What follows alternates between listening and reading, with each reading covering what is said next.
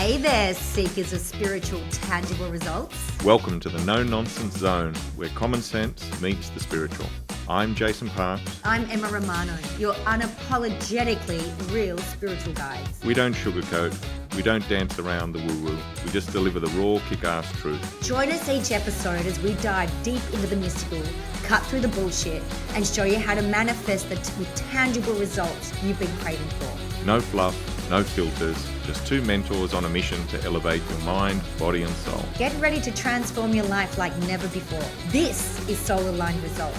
Welcome. Meets the My name's world. Emma Romano, and this is the amazing Jason Parks. guys here today. Jason's starting with this one today. So the topic of this is good to excellence in any area. Go, for it, Jason. Thanks. Welcome. So, the reason I want to talk about this today is I was looking online, and I can't think what it was Facebook or YouTube or something like that, and I just realized how many times you see clips talking about, this is what the top 1% does. This is the top, the 0.01. This is what they're doing. And most people don't need that. Mhm. And I thought, well, let's talk about what people need, because we get a lot of people talk to us, a lot of clients talk to us, Yeah. that are in business. I mean, everyone's got a job or business or something going on, and in that, most people are not trying to look at how to get that last 0.5% out of their 99.5% mastery that they have. So that it's not even 1% of the population in that field would be interested in that or even capable. So I want to talk about the idea about good and excellent, and then leading on a little bit to outstanding, but how you get there. So there's an interesting dynamic energetically that we often look at it and say, because it is part of the cultural paradigm to think that the old computer model of garbage in, garbage out. If I put in a good effort, I'm going to get good results. If I put in a poor effort, I'm going to get poor results. But it's not. It's actually skewed. So because there's factors outside of our effort that's acting upon it. This is part of a law called energy transmutation. So when we start creating something, we will put energy in, and it will unlock energy as it's being created. But when it comes into fruition, into its form, it sort of flattens out. And now it's slowly burning that energy in order to maintain itself. However, there's external factors. So there are all these other energies at play. So if you build a business, you might build a business and you go, okay, I've put all this energy in, I'm doing all the work, I'm investing in my systems, I'm investing in myself, I'm marketing, I'm doing all that stuff. And it can be going brilliantly. And then something happens, like a pandemic hits, or someone else opens up across the street from you that's like a big chain that just hammers your business. And that starts that decay cycle for people. So for all of us, like when we're working on things, we have to remember that these external forces have to be taken into account when we're trying to do anything. So because otherwise we start working from like best case scenarios, and we go, yeah, I'm going to go to the gym 5 times a week. And you go, yeah, that sounds really good. And then it's raining. And then your car's not working because you forgot to fill it up the night before, or the battery's flat, or you forgot that you only had one decent set of training clothes and they're not dry. And all these factors happen, and then suddenly it crashes down. So if you're doing you're doing a good job, people say, hey, going, it's good, yeah, then your results are usually what most people experience, which are usually pretty poor. So they're not fantastic results. If you are doing an excellent job, then you're going to be getting pretty good results. But it's good result. And then there's this disproportionate thing that happens, that if you are up in the absolute outstanding levels of what you do, said, well, then there's a return that's disproportionately huge. So the whole thing flips, and it does it on the other way as well. So under poor, if you go into if you go into a catastrophic level of work, so you're not just doing a poor job, you're doing a really bad job. You're doing a shit job. Yeah, you're doing a really You're shit job. turning up stoned and you're late and you're still in your pajamas at work. Yeah, you're going to be getting catastrophic results. Yeah. Yeah, absolutely. And so if we work with that, like one of the things, I just had a couple of points to say to people. All right, if you're going okay, if what you're doing in whatever area that is, whether that's, it's about your finances, it's a business, it's a job, it's your health, it's hobbies, whatever. So, but you want to go from good to the next level up. So there's a couple of key things. So the first one is I want to talk about 80-20. So the 80-20 rule is huge. If you're not working with at least that principle, then you're missing out, right? But one of the key things about it is put your attention onto that 80-20 and get your attention away from trying to be in the top 1%. If you're in the middle 50, top 1% strategies are not really going to help you because they're more like a trick. You don't want a trick. What you want is sustainable systems that are going to carry you through. So if I'm looking at my business, what I need to look at is two things about 80-20. And that is, first of all, 20% of what you're doing is getting 80% of the results. Okay? Which also means that 80% of what you do only gets you 20% of your results. But sometimes that 80% of what you do has to be done. So it's making sure that what you're actually focusing your energy on, where you're looking for improvement, look for that 20%. So do you want to give the listeners an example of that? So say someone's listening and they got their own coaching business. Yeah. Their own therapy business. Can you explain to them exactly what the 80-20 rule is? So if they put 20% of work into, but what does that work look like? Yeah. So it could be that you might look at it and say, all right, in my business, I have all this marketing on Facebook. That's a good example. You might be spending a lot of money on marketing. Okay. If you analyze that marketing, which you should be, said the second you put an ad out, you should already be trying to analyze the data that it's providing you, because that's really what marketing is for, to allow you to find who you really serve. So it's going, okay, I look in there and I might find that most of my sales come out of this particular demographic. Mm-hmm. Well, if that's the case, what I need to do to get an improvement in that is I need to understand exactly what they want, and I need to understand how to double down on that. Mm-hmm. Because I'll get more growth out of that one tiny demographic than I will out of everyone else combined if I put my energy into it. So in my business, as an example, when I was establishing it, it became really apparent to me very early on that people like the idea that I don't advertise. Mm-hmm. Because people are like, I like it. I like it that we have to find you because somebody referred you. Mm-hmm. And I liked it as well because it leads to other points I'm going to talk about in a minute. Mm-hmm. Right? But it was in alignment with what I was doing. So it was like, okay. So even when there was opportunity to advertise, I didn't, because my advertising is the fact that I'm the guy who doesn't advertise.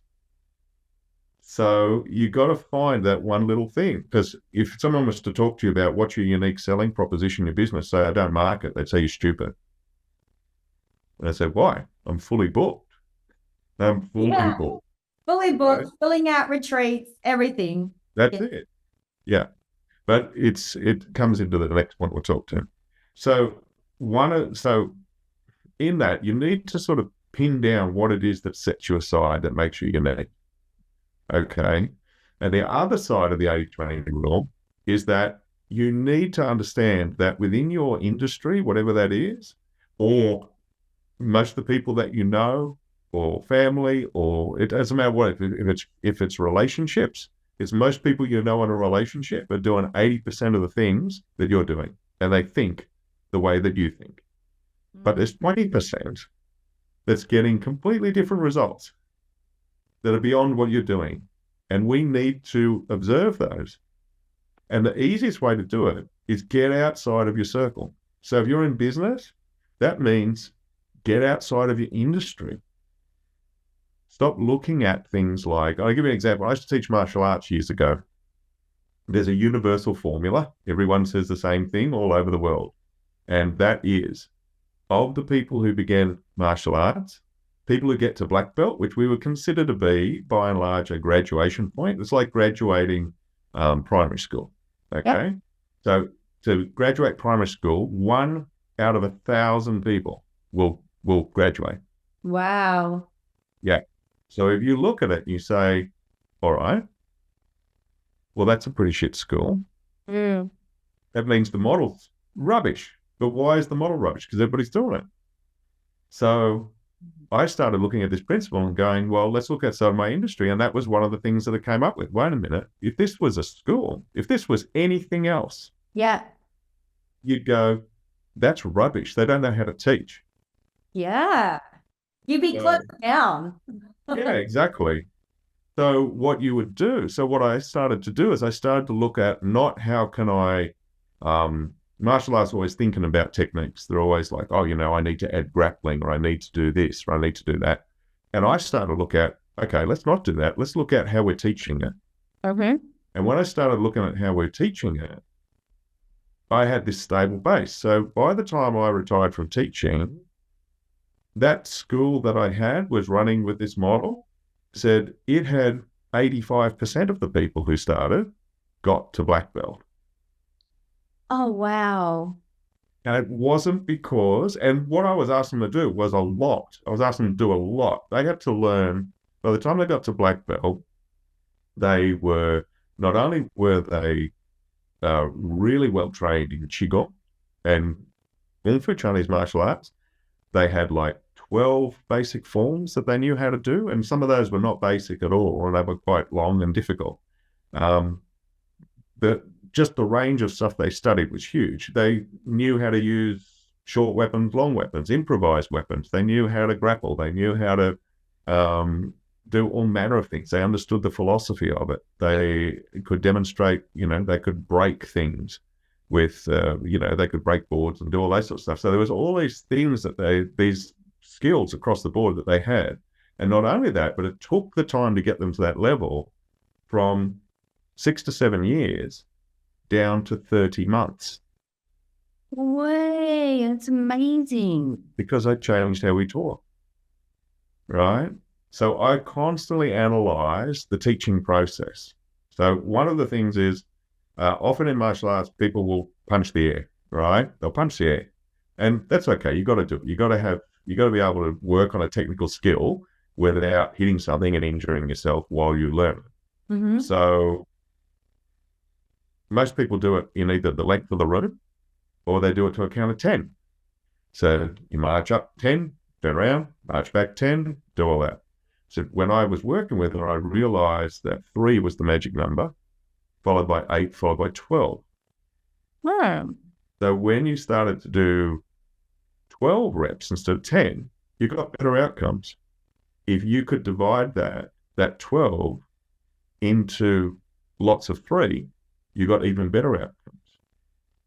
And that's why, it seems like a small thing, but that was a huge change because it meant that students were more engaged with their practice. They weren't zoning out, because when you zone out in your training, you start thinking, why am I here? Yeah, or you start thinking about dinner or something. Exactly. Yeah. So we had a lot of systems to keep people engaged. They're engaged, they're excited, they're doing a good job. So it builds. So in your industry, it doesn't matter what it is, basically pretty much everyone's doing the same thing. Mm-hmm. And if you can find that those people that are not, and the easiest way to find them is other industries, then you're going to see what you you're going to see something that's going to really propel your level up to that next thing, So underneath that, does that make sense? It does make sense. And, it's something that, how long have you been my mentor for now? 3 years? Yeah. I teach, or I share what I take clients through is Family Freedom Protocol. I remember working with you, and I was just like, there's something about it. It's just not what it was. Yeah. And you were the one who said to me, I was like, I need to market it more. I need to market. And you're like, no, you need to be more creative with it. And that's when I looked at what I'm sharing instead of marketing. Yeah. And I changed Family Freedom Protocol. And then I started introducing monthly mentoring with all the practitioners that I'm sharing the good shit with. And it completely changed my business, but I didn't actually market it. People just were drawn to it. That's right. That's exactly, wow. Okay, I get it. It's good. Thank you. Okay. Yeah. And then it leads us into the next point, which you've already opened up for us, which is that you need to understand your value. Value is massive. Like, you and I do a lot of mentoring for people on business, and I say, well, what value are you bringing to the table? Yeah. What are people getting out of it? I'm just kind of doing the same thing as everybody else, so there's zero value. That's right. Because if it's the same as everybody else, I'm calling that ground zero. Yeah. Yeah.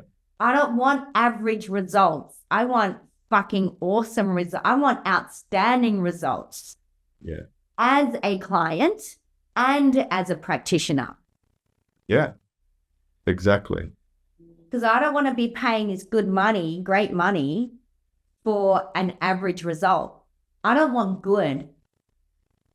We want outstanding. Yeah, exactly right. Because if you sit with good, you're going to get poor results, aren't you? 100%. Yeah, exactly right. Oh, I'm loving this. This is a great podcast. Okay, go for it, Jade. Sorry, keep talking. Yep. Well, it's understanding your values really important. Yes. So you're not going to have a flow of energy coming into your business, your relationship, your hobby, your family, anything, or even your own health or fitness or whatever. You're not going to have that energy flow in unless you can understand the value that you're offering. Mm-hmm. So even if we switch it from business just for a second into something like health and diet and so on, you said, if you're eating crap food, you can be saying affirmations, you can be looking at yourself in the mirror and saying nice things, you can be dressing yourself up beautifully, you can be doing all exercise in the world. But if you've got this area where you're doing something that's poor, then that's going to be bleeding out into everything else. And part of that is it's a lack of value. So if you're not valuing what you're actually working with, because if you are valuing if you're valuing your body, you'd be immediately going, right, how can I upgrade the quality of food that I eat, my rest, the movement that I put it through, how can I really support it in the best possible way? And that's vital in anything. And if you come back to business, absolutely vital. If you don't understand your value that you offer people, you can't consistently offer it. You're just hit and miss. So I love it. So I've got a client at the moment. This is amazing. So I've got a client at the moment, and he is 20 or 19. And his whole thing is he can't find a job, right? And I said to him the other day, what value do you bring to the job? He goes, what do you mean? I said, well, the thing is, you're looking for this great job. I said, what do you want this job to have? He goes, I want to work 30 hours a week. I want to be on $35 an hour. He wants to work at Bunnings or something like that. Working at Bunnings or Coles or, it's a supermarket, whatever. I want that. I go, okay, so why are they hiring you? What value are you giving them? He goes, well, I'm turning up. I'm working. I went, not enough value. I said, because right now they're giving you all the value. Yeah. I goes, where's your value? What are you giving them? And he goes, oh. I said, that's why you can't get a job. I said, but Yeah. if you're looking for a job that's shit, pays poorly, doesn't really give a crap about you, you'll get that job today. Yeah. Because you're in alignment with that job. That's right. It's giving you as much value as you're giving it. Yeah, that's right. And then they're like, oh my God. I went, yep. I said, so this great job that you want, $35 an hour, 30 hours a week. I said, are you going to shave every day? Are you going to iron your shirt every day? Nah. That's not the job for you then. Yeah. Because this job's giving you too much value. Yeah. And you're not giving it any. You won't even shave. You won't even iron a shirt for this job. Yeah. And he's like, oh, it really, the penny dropped in. Yeah. And I share that just so our listeners can it can really fall and go, oh, wow. It's interesting. It's Yeah. so interesting. It's so interesting. Yeah. That's a huge point, that one, because you see that all the time. People get upset with their work and they go and look for another job. But the problem with that is the little bit of, wherever you go, there you are. Yeah. So, That's right. Yeah, it's such an interesting point that if you want to have a better job, the best way to do it is to outgrow the role. So it doesn't matter what they give you, add so much value, if you give so much value within a role, a couple of things will happen. First of all, if you're working for a good boss that understands it, then they will seek to give you bigger roles. They'll give you more because they understand the value that you bring. If you don't, then that person will want to restrict you. But guess what? In that restriction, universe will move then aside for you, and you'll find other jobs get offered to you outside of that, other circumstances outside of it. That'll move you out of that position. Don't worry about that. So it's so true. Yeah, it's fascinating when we observe it, when we work with it. But the value, like bringing what value you bring, is so huge. And when it comes to an employer, it's massive, absolutely massive, because one of the things that is a real struggle now, particularly with younger generations, is that they've been raised in such a level of entitlement because people told them that you have rights, but they didn't tell them that you also have matching responsibilities for those rights. And it's not really their fault. They said when they were kids, they were told by grown-ups that this is how it is. Yeah. And then they struggle. They struggle because that's not how reality works. So it works for a little bit, and after a while, people get sick of you.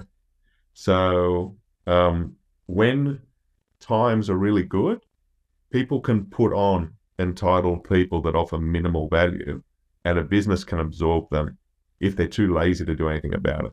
But when things tighten up a little bit, you're the first to go because you're of the least value. So big, isn't it? It's huge. There's something that I just really want to thank my mum for. My mum really ingrained in me of value in the workplace. So I always got jobs very, very quickly when I was working for other people. Like I've been working since the age of 12. I was at school, but I had a paper round, and I was babysitting, and I worked in corporate, I worked in pubs. I always worked. Got a job like that because I always gave so much value. Yeah, that's right. I would walk in there going, guys, you need me. Because I will work for you like this is my own business. Yeah. And that's exactly like my mum said, doesn't matter if you're cleaning a house, you pretend that's your house. Yeah. You pretend it's your business and that's why I've always been really looked after by bosses. In fact, if I fuck shit up, bosses say someone had to fire me, they would start crying because they had to fire me. Well, that's a good sign. The only reason they had to fire me, I got fired by 2 jobs, right? And it was so bad. They were both accounting firms because I posted the wrong,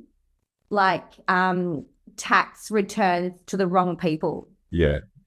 Which is so bad. It's so bad. And I remember the last person I worked for, they burst into like, we don't want to get rid of you. You're so valuable to us. And it wasn't really It wasn't how I worked. It was actually the value of what I gave to the office. Yeah. You know, with the people and all of that.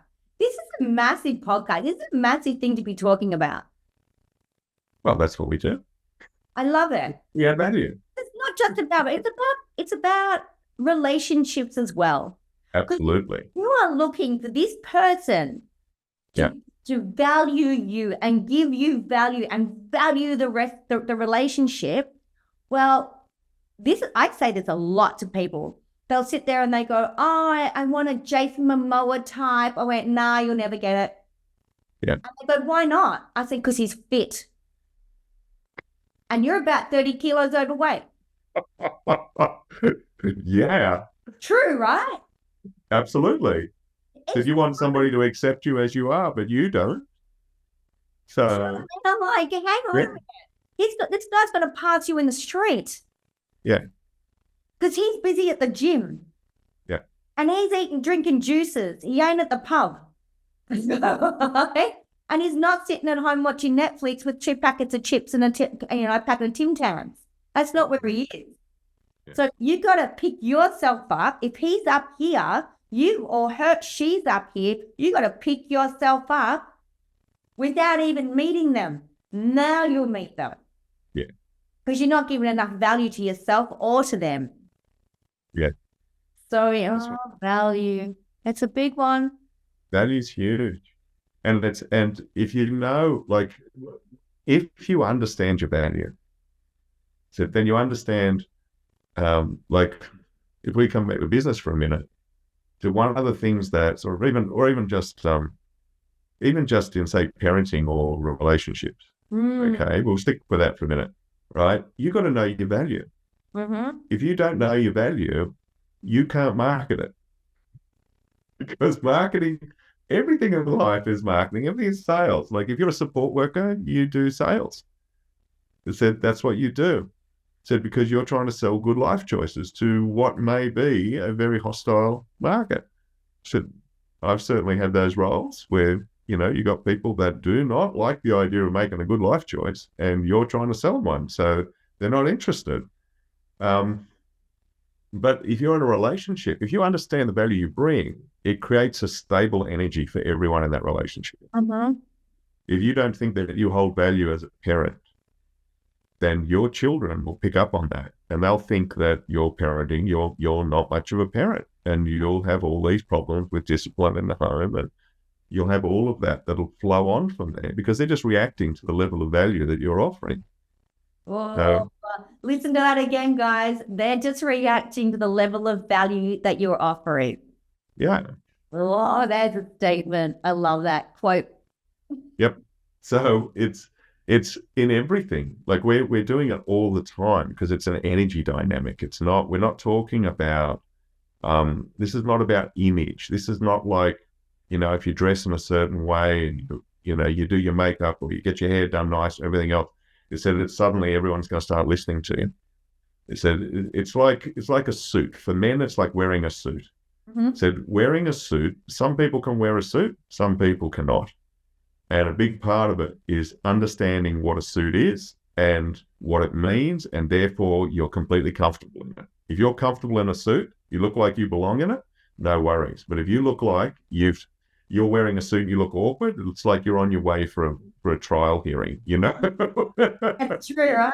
Exactly. Yeah, it is. So it's taking the time, and again, this is about the value. It's taking the time to actually sit with the value you bring. And if you're in a relationship with your kids, don't be afraid to survey them. You'd survey them in business. You'd ask your clients, what do they like about you, right? Why do they keep coming back? You said, well, don't be afraid to do that with your partner and don't be afraid to do that with your kids. Yeah. Really common practice in my house. We've been doing that for about 7 years. Yeah. And we'll just check in with each other. Is there anything else that you need from me? Is there anything that I can do that's better? Is there anything that I need to let go of? Yeah, wow. Aren't they great questions? They're great questions. That's all we ask. And Anthony and I do that with each other, and we do that with the boys. Yep. Is there anything you need from me? Anything that I can do better? Anything that I need to let go of? Yeah, beautiful. It's like, and I'll tell you honestly, Ben the other day said to me, yeah, he goes, when I'm in a sort of a sense of like panic, he said, sometimes I get this like tone that sounds like I'm cross with him. And I'm like, okay, now for me, I'm explaining, but when I explain something, I can come across sternly. So I don't over talk it. I don't explain why I do that. I just go, thank you so much for sharing that with me. Good. And that's the thing, because I want to add value to our family. I don't want to add excuses to why I've done something to my family. Yeah. That's taken away. Yeah, because if I go, oh, thanks for letting me know that, but this is why I do it. Well, I've just made this all about me and I've just devalued him. Yeah, completely. So I just go, thank you so much. And yeah, it's super powerful. It's a really powerful thing, especially with kids, but also, I mean, my boys are 21 and 22 now. We still do that practice. Yeah. Auntie and I do it quite a bit. Is there anything you need from me? Anything that I can let go of? How can I be better for you? Yeah. And by saying how can I be better for you is also, I've got to first go, how can I be better for me first? Yeah. It's not just, it's not a bowing down and a servitude thing. This is an equal thing. It's like, it's a very potent thing to be asking. But when you first start it, you got to be careful because that shit hurts, man. It does. When you're going from poor to good, and good maybe to excellent, yeah, that can be hard. Yeah, that can be a bitch, right? And then you'll get kids that go, I want more McDonald's. Not going to happen. Yeah, I'll take that on board. Not going to happen. Give me something else, something of a value, and it takes practice to be able to have those conversations. It's not going to happen straight away. No. It's something that you have to put in your calendar, in your diary, to remind yourself to say it a couple of times a month. Yeah. Because otherwise you just stay in that good. Yeah, that's right. Because we go from good to excellence to outstanding. Excellence can also become good. Yeah, that's right. Because excellence can be then normal, and then that becomes good, and then you want to go up again. Yeah. We're always encouraging ourselves for growth. Yeah. It's really interesting because it leads us into the third point perfectly. Oh, let's go. Third point. Go for it. Yeah. So the third point is, it's also about character. It's about your self-character. It's about your self-image. So if you are holding a self-image that is good, if you look the same as everybody else in your industry, in your friendship groups, in your families, whatever, if you're the same, then there is nothing that distinguishes you above that. You are right in the middle, 50-50.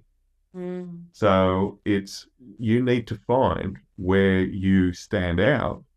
But to do that, you have to it's about character. You can be in a profoundly successful position, and that can come crashing down overnight. And when it does, it's always about character. It's always about people's ethics. It's either it wasn't there and they've kept it hidden for a long time, or it's not there. And I'll give you an example that everyone would have seen, because it's quite extraordinary to watch it at the moment. Because while we're recording this, said the American Trump versus Harris melodrama is playing out. Okay, and it's not that long ago where it started to turn. But what's really interesting about it is Trump was undeniably going to take that election. There was no doubt about it. He was going to annihilate it. And then Biden stepped out. Harris has stepped in. And she's gone for a completely different angle. Now, what's interesting is that Trump could resist her until they got to 50-50. When they got even, then his character came out. And at the moment, he looks absolutely deranged. So he's just rambling about the craziest shit imaginable. And it's whether or not you believe, the fact is you've got the staunchest allies of his coming out in the media and saying he's got to get on target because he is just nosediving. So he's gone from a point where that was in the bag, and because he's under pressure, his characters come out, and his character is, unsurprisingly, he's absolutely narcissistic. So, he's absolute textbook. So when that comes out, he's now gone from being the hero of the story to the victim of the story. And he can't give it up. He cannot give it up because he doesn't have the character. So we're watching this thing turn around really quickly. And it's a fascinating thing to watch because you see it all the time. And we all do it, our own versions of it. It's what you just touched on a minute ago. You got a really good principle that's compounding. That's getting a good principle and using it, but using it over in repetition. So you use it consistently. So that anybody who's successful at anything, they do that because they are consistent. They use compounding and they use consistency. You said if you're hit and miss, you said your results are hit and miss. You're up and down. Said it is what you're doing every day that builds that. If you want trust in a relationship, if you want good health, if you want whatever is considered to be an excellent result for you, said that comes from consistency and it comes from compounding, which forms character. The things you do over a long time is who you are. So, this is a great one. This is juicy. I didn't know it was going here today. Yeah, why not? So, I love it. Well, it's such an interesting thing because we've watched that, and we're certainly not going to give examples of it, but we've seen that too many times to count, where you see somebody who's really good at what they do, and then they bring it crashing down because they get caught up in their ethics. A bit of pressure's applied to them, and they break. Yeah. And you have to be able to. Is that sometimes you can't maintain things, So you have. It's really interesting because whenever you're going to do anything well for a long time, you're going to hit adversity. You're going to hit challenges that you weren't ready for, and you're going to have to just deal with them. And that's where you really see who you are. Is that everybody looks good when they're winning, right? But it's when you're not winning, that's when your real character comes out. And they're the people that win big over time. So, yeah, it doesn't matter what it is, whether it's relationship with your kids, whether it's your business, whether it's your health, whether it's your money, whatever it is, doesn't matter. You said it's consistency, compounding. You can turn up and be amazing one afternoon at work. So I used to see this a lot. There used to be get these particular personality, which is the very, very short-minded thinkers. And they get paid every fortnight. So they basically cruise for 13 out of 14 days. And then on payday, they buzz around like a blue-ass fly, pretending that they're a machine. And they're all like, come on, get into it. And trying to amp everyone up. And you're just like, oh, shut up. We've been carrying your lazy ass for the fortnight. Yeah. Wow. Yep. So it's the inconsistency of it. If they worked half that good for the other 14 days, people would think they were of value. But they don't. And it's a real human thing to actually just look at. When I get paid, I'll perform. And it's like, no, you get paid because you perform. Exactly. Yeah. Exactly. And there is this thing, I was having this conversation with one of my boys the other day. I said, people feel I have employees.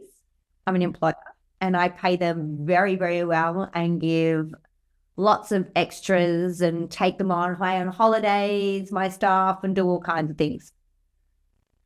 And one of the new ones, who's now not working with me anymore, said to me, when you pay me, I would like a thank you. I went, your payment is the thank you. I said, I don't need to be thanking you for the job that you're being paid to do. Yeah. Anything over and beyond, of course I'm going to thank you and you'll be rewarded with it. but your thank you, your energy return is the work that you do for me, and I pay you for it. Yeah. And then I said to her, I went, so say I start thanking you, and I do all that anyway. I always say, thank you so much for a great week, or thank you so much for a great fortnight. And I said to her, if I'm thanking you more than what I'm thanking you now with a thank you and with the money, what next do you want from me? And I can't even remember what she said. She said something. That's right. She said to me, I want you to spruik me on Facebook every week of my business. I went, okay, so if I spruik you on your business on Facebook every week, then what will you want from me? Yeah, wow. And then she said, I would like you to refer some of your clients to me. And I said again, all right, if I give you my clients, then what do you want from me? Bottomless pit, isn't it? Right? It's a bottomless pit, so I can't win. No. But I got to tell you, her value wasn't enough. She only worked with me for like 3-4 weeks. Her value wasn't enough in that 3-4 weeks anyway. No, because we're done here. Thank you. Yeah, she's only thinking about what you bring to her life. She doesn't think about what she brings to the party. Yeah. And just as a side note for anyone, just to make sure you really understand that, if you find somebody who talks like that if you go on a date with somebody and they talk like that, right? That's not a red flag. That's a complete train crossing, right? Run screaming. Okay. Yeah. Says if you've got that with any relationship, you've got that in your workplace, you've got that in anything. It's like, yeah, time to go. Mm-hmm. Said life is too short for those kind of relationships for you to be involved in. Because that is complete lack of self-awareness. Yeah, exactly. And it's value. They're looking for all the value to go to them, but they're not bringing any value to the table. Yeah. So that is, avoid at all costs. Yes. Yeah. That's... Is there anything else you want to chat about before we sign off on this podcast today? No. Let's leave it there. I think that's really good. So just to recap, 80-20. 80-20. Don't be afraid to look outside. If you're sitting in that 80% range and you want to get into the 20% range, you need to look at the 20% range. Stop looking at the 80%. Think you're going to find something that's going to lead you into the 20%. Understand your value, and also have a self-image that supports that you understand the value that you bring and be consistent in the way in which you bring that value. So, because that's the cost of admission for anything above good. Love it. Thank you, everybody, for listening. Thanks, Jason. Guys, if you want to contact us, we are on Facebook. We're on Instagram. I think we're even on bloody TikTok. Solar Line Results. I think we are. And we have a website where you can email us, solarlineresults.com. We have retreats coming up. Actually, that retreat's full now. It's our 3rd retreat that we've filled this year. Well, that's the way we like it. And we love it like that. If you want to, you can work with Jason and I. We do joint mentoring with clients, and we would love to invite you in for a chat about that. Please let us know how you go. Tell us how much you love those podcasts, and if it triggered you. It's good if it triggered you, because that means, there's something to look out there. All right. Guys, we love you. Thank you so much. We'll see you next time. Thank you all. Bye.